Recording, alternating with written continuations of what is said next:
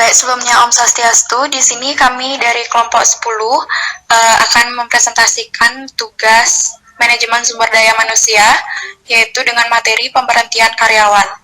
Sebelum izinkan saya memperkenalkan anggota kelompok saya. Yang pertama ada saya sendiri, Dewa Ayu Emasih Artati, dengan NIM 4422, nomor absen 30. Yang kedua ada Nikadek Swasti Dewi dengan NIM 4430 dengan nomor absen 32. Dan yang terakhir ada Nikadek Listia Irma Safitri dengan NIM 4431 dengan nomor absen 33. Adapun pokok pembahasan yang akan kami paparkan pada kali ini, yang pertama ada definisi PHK, yang kedua ada kondisi penyebab PHK, yang ketiga ada proses PHK dalam suatu perusahaan, yang keempat ada jenis-jenis PHK, dan yang kelima ada cara menghindari PHK.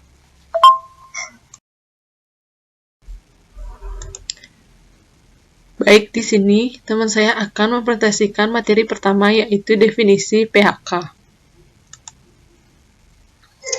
Definisi PHK, pemberhentian hubungan kerja, mengacu pada suatu proses di mana suatu perusahaan atau organisasi mengakhiri hubungan kerja dengan seorang karyawan secara permanen.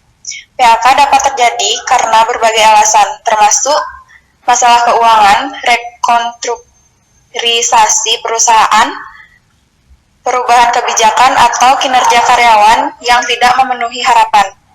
PHK dapat didefinisikan sebagai suatu keputusan manajemen untuk mengakhiri hubungan kerja dengan seorang karyawan secara tidak sukarela. Hal ini berarti bahwa pemutusan hubungan kerja tersebut bukan merupakan keputusan dari karyawan itu sendiri, melainkan diambil oleh perusahaan atau organisasi tempat karyawan tersebut bekerja. Beberapa poin penting terkait dengan definisi PHK adalah yang pertama, ada keputusan oleh pihak perusahaan. PHK merupakan keputusan yang diambil oleh manajemen perusahaan berdasarkan pertimbangan internal seperti kebutuhan perusahaan, perubahan bisnis, atau kondisi ekonomi.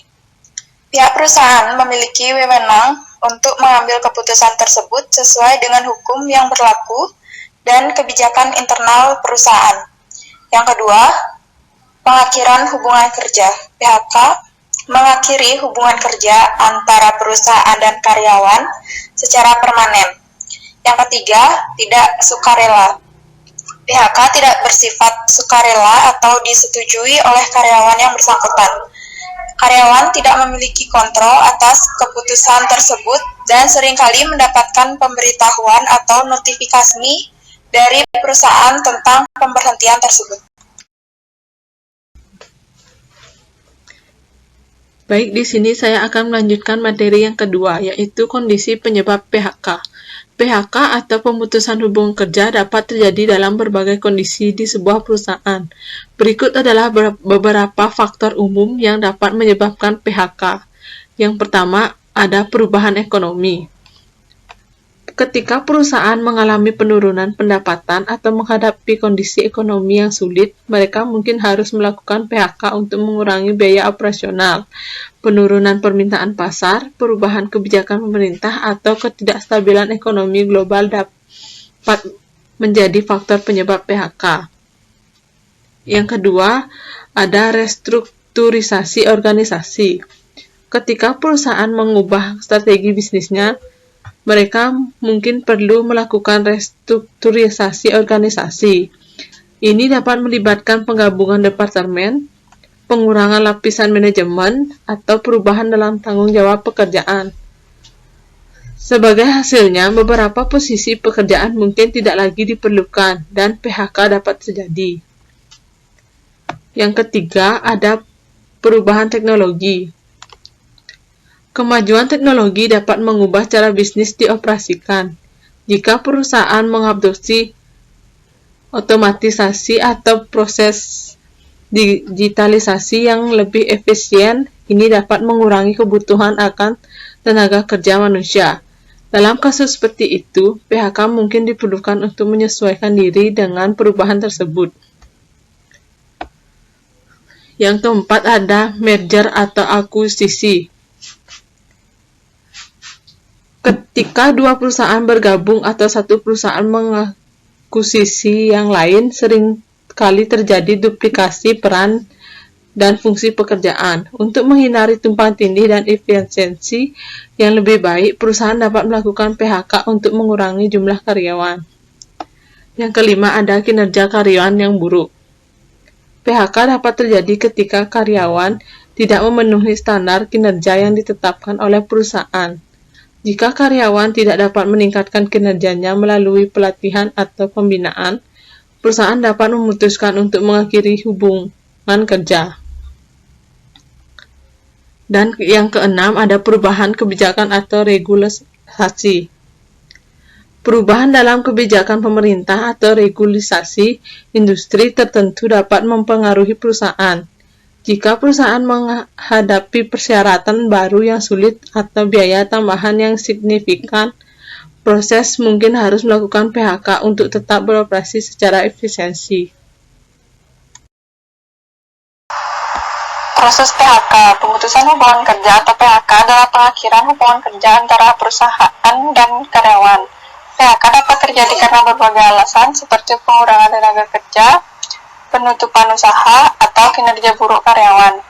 Proses PHK biasanya melibatkan beberapa tahapan termasuk persiapan, pengumuman, dan penyelesaian administrasi. Berikut adalah rincian langkah-langkah umum terkait dengan proses PHK.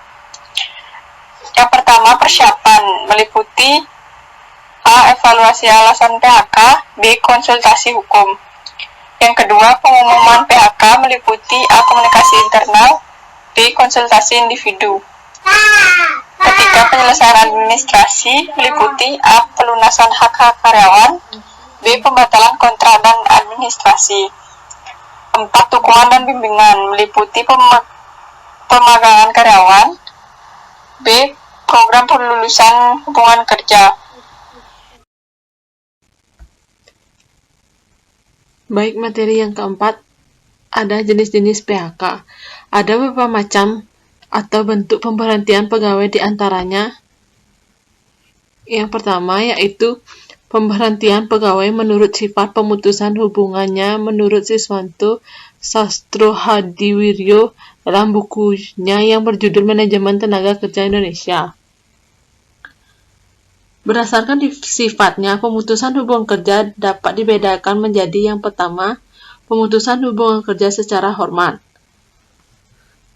Pemutusan hubungan kerja yang terjadi antara perusahaan dengan pegawai karena alasan berikut: keinginan tenaga kerja yang bersangkutan telah mencapai batas waktu kontrak tenaga kerja, terjadi pengrekrutan tenaga kerja baru, tenaga kerja yang bersangkutan meninggal dunia. Yang kedua, ada pemutusan hubungan kerja sementara. Hal ini dapat terjadi manakala tenaga kerja yang bersangkutan dikenakan tahanan sementara oleh yang berwenang karena diduga melakukan suatu tindakan pidana kejahatan.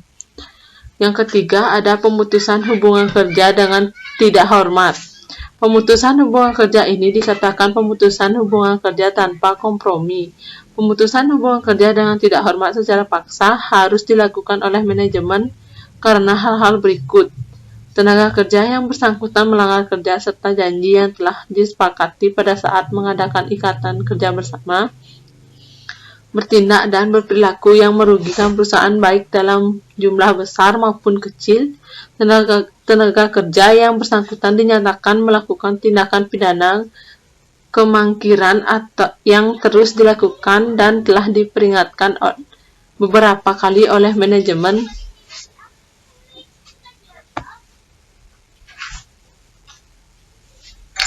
Yang B, ada pemberhentian pegawai menurut prosesnya. Ada 4 macam pemberhentian pegawai, yaitu yang pertama ada pensiun.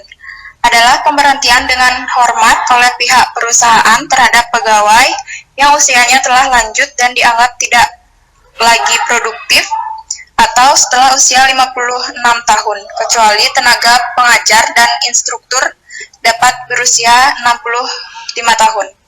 Yang kedua ada pemberhentian atas permintaan sendiri pegawai, di mana pemberhentian ini dilakukan perusahaan karena permintaan pengunduran diri. Pemberhentian atas permintaan sendiri pegawai, di mana pemberhentian ini dilakukan perusahaan karena permintaan pengunduran diri dari pegawai yang bersangkutan, berdasarkan alasan-alasan pribadi atau alasan tertentu, dan merupakan salah satu pemberhentian kerja secara terhormat di mana terjadi setelah perusahaan mempertimbangkan dan menyetujui permohonan pengunduran diri pegawai yang bersangkutan.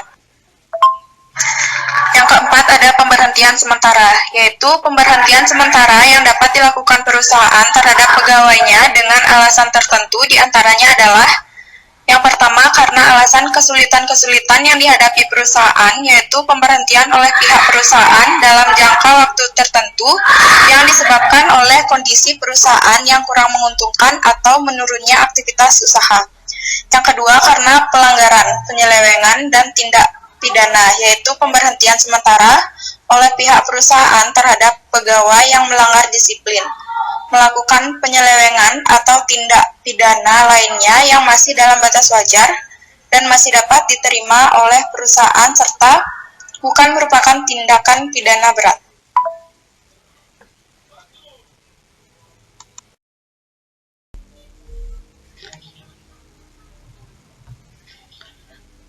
Baik, materi yang terakhir yaitu tentang cara menghindari PHK. Cara menghindari PHK. Pemutusan hubungan kerja atau PHK merupakan situasi yang tidak diinginkan bagi pekerja. Namun ada beberapa langkah yang dapat diambil untuk menghindari PHK dan mempertahankan pekerjaan. Berikut ini adalah beberapa strategi yang dapat diterapkan. Yang pertama, yaitu tingkatkan kinerja dan produktivitas. Menjadi pekerja yang berkinerja tinggi adalah kunci untuk mempertahankan pekerjaan. Yang kedua, tingkatkan keterampilan dan pengetahuan. Selalu berusaha untuk meningkatkan keterampilan dan pengetahuan terkait dengan pekerjaan. Yang ketiga, jalin hubungan yang baik dengan rekan kerja dan atasan. Membangun hubungan yang positif dan harmonis dengan rekan kerja dan atasan sangat penting. Yang keempat, tunjukkan inisiatif dan kreativitas. Tunjukkan inisiatif dan kreativitas dalam pekerjaan, jangan hanya memenuhi tugas-tugas rutin, tetapi carilah cara baru untuk meningkatkan proses kerja untuk memberikan nilai tambah bagi perusahaan. Yang kelima, terlibat dalam pengembangan profesional. Ambillah bagian dalam program pengembangan profesional yang ditawarkan oleh perusahaan. Yang keenam, tingkatkan komunikasi dan komunikasikan prestasi. Jangan ragu untuk berkomunikasi dengan alasan tentang prestasi dan kontribusi.